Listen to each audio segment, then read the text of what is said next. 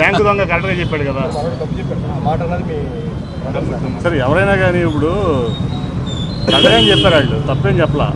ఇప్పుడు నేను నా నమ్మకాన్ని నిలబెట్టుకోవడం కోసం నా ఆస్తులు అమ్ముకున్నా ప్రజాసేవ కోసం. మీ అందరూ తెలుసుగా, మీడియాకి తెలీదా? నేనేం అమ్మాను? నా ఆస్తులు తప్ప అమ్మలేదు, ప్రజల ఆస్తులు అమ్మలేదు. కేశినేని నాని పేరు చెప్పుకుని రియల్ ఎస్టేట్ మోసాలు చేయలేదు. కేశినేని బ్రాండ్ పెట్టుకుని ఏదైతే ఇప్పుడు టీడీపీ ఎంపీ అభ్యర్థి ఉన్నాడో నా పేరు పెట్టుకుని, నా బ్రాండ్ పెట్టుకుని కేశినేని నాని తమ్ముడిని నేను కేశినేని డెవలపర్స్ అని పెట్టి కొన్ని వందల మందిని మోసం చేశాడు, బ్లాక్ అమౌంట్ చేశాడు. అన్నీ బయటకు వస్తాయి, ఎలక్షన్ వస్తే అన్నీ బయటకు వస్తాయి.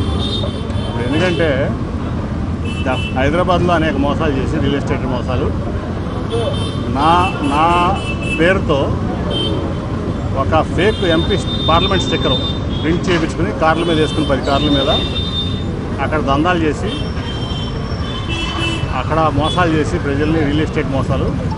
ఇవాళ ఇక్కడ లొకేషన్ పట్టుకుని క్యాష్ కొట్టు టికెట్ పట్టు స్కీమ్లో ఇక్కడ సీటు బట్టి ఇవాళ మోసాలు కప్పించుకుని అనుకుంటున్నాడు. ఖచ్చితంగా ఎలక్షన్ అవడం, ఈ మోసాలన్నీ బయటకు రావడం. ఆల్రెడీ అతను అనేక మందిని మోసం చేసిన విషయం అందరూ తెలుసు. తెలంగాణ రెరా కూడా, real estate authority of Telangana అతని మీద కొన్ని కోట్లు ఫైన్ వేసింది. పేదవాళ్ళని మోసం చేసి అడ్వాన్సులు తీసుకుని పర్మిషన్ లేకుండా ఇంతవరకు ఒక ఇటుక రాయి కూడా పెట్టలేదు బిల్డింగ్ల మీద కేశినేని డెవలపర్స్ అనే సంస్థ అని చెప్పి తెలంగాణ రెరా కోట్లు ఫైన్ వేసింది. దాని డాక్యుమెంట్లు కూడా ఇస్తాం కావాలండి. అట్లా అనేక కేసులు ఉన్నాయి. మొత్తం అన్నీ కూడా ఏంటంటే ఈ ఎలక్షన్ అయితే ఎలక్షన్ కోసం వెయిట్ చేస్తున్నారు ప్రజలు. ఎలక్షన్ అవగానే ఇతని మోసాలన్నీ వాళ్ళే అతని కస్టమర్సే బయట పెడతారు. సో నా నమ్మకం నిలబెట్టుకోవడం కోసం నా ఆస్తులు అమ్ముకున్నాను. అతను చెప్పింది కరెక్ట్ అంటారు. కాదు నేను జనాలు మోసం చేయలేం. మీ అందరూ తెలుసు, మీడియాకి మీకు తెలీదా? 10 ఏళ్లలో మీకు తెలీదా నా కేశినేని నాని అంటే ఏంటో నన్ను అడగల? వాళ్ళు అడిగిన పిచ్చి ప్లేసులకి ఏదో మీ టీఆర్పీలు పెంచుకోవడం కోసం నన్ను అడుగుతారు కానీ మీరు. సో ఖచ్చితంగా ప్రజలను ఓడిస్తున్నారు. వీళ్ళ ప్రజలకు సేవ చేయడానికి రాలా. సుజనా చౌదరి హైదరాబాద్లో ఉంటాడు, టీడీపీ క్యాండిడేట్ కూడా హైదరాబాద్లో ఉంటాడు. ఈ మధ్య వరకు అతనికి ఇక్కడ అడ్రస్ కూడా లేదు. ఇప్పుడేదో అపార్ట్మెంట్ కొని ఒక అడ్రస్ పెట్టుకున్నాడు. వీళ్ళందరూ ఎలక్షన్ అయిపోతే మళ్ళీ హైదరాబాద్ వెళ్ళిపోతారు. అక్కడ ఓటమి ఖాయం. చంద్రబాబుకే ఇక్కడ అడ్రస్ లేదు, అద్దెంట్లో ఉంటున్నాడు. చంద్రబాబు అండ్ కో వీళ్ళంతా కూడా చంద్రబాబు నాయుడు బ్రోకర్లు వీళ్ళంతా ఖచ్చితంగా వాళ్ళ సొంత రాష్ట్రం తెలంగాణ వెళ్ళిపోతారు ఈ ఎలక్షన్ అయిపోతారు. మీరు టీడీపీలో ఉన్నప్పుడు ఇద్దరికి టికెట్లు ఇప్పిస్తారని డబ్బులు తీసుకున్నారు. టికెట్లు ఆరోపణే కదా. వచ్చి రమ్మను, టికెట్లు ఎవరికి ఇప్పిస్తాను. అది ఇంకోటి ఏంటంటే టికెట్లు నేను ఇస్తాడు చంద్రబాబు నాయుడు.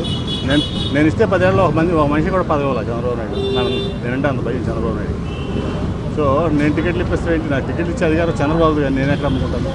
చంద్రబాబు అమ్ముకున్న టికెట్లు, నా టికెట్ కూడా చంద్రబాబుకి అమ్మింది. కొన్ని ఆరోపణలు చేయడానికి ఏముంది? మీ మీడియా పిచ్చి మీడియా చేస్తూ ఉంటుంది కాబట్టి పిచ్చి ఆరోపణలు చేస్తారు.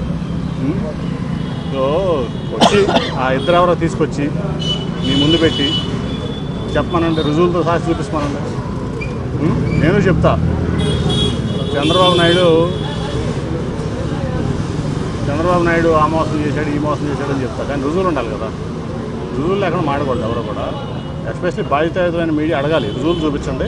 రుజువులు చూపిస్తే ఆయన నిలబెడతాం రోడ్డు మీద, ఈ రోడ్డు మీద నిలబెడతామని చెప్పి మీ మీడియా అడగాలండి. రుజువులు లేకుండా మాడతానికి ఏముంది? నేను చెప్తా, ఈ ప్రెస్ మిస్ అవుతాడు, నా దగ్గర ₹1,00,000 తీసుకున్నాడు నన్ను కవర్ చేయడానికి. అది వేస్తారా మీరు? లేదు కదా. ఇప్పుడు TV9 లేకపోతే NTVనో నా దగ్గర ప్యాకేజ్ తీసుకుంది అని చెప్తా. నిజమా?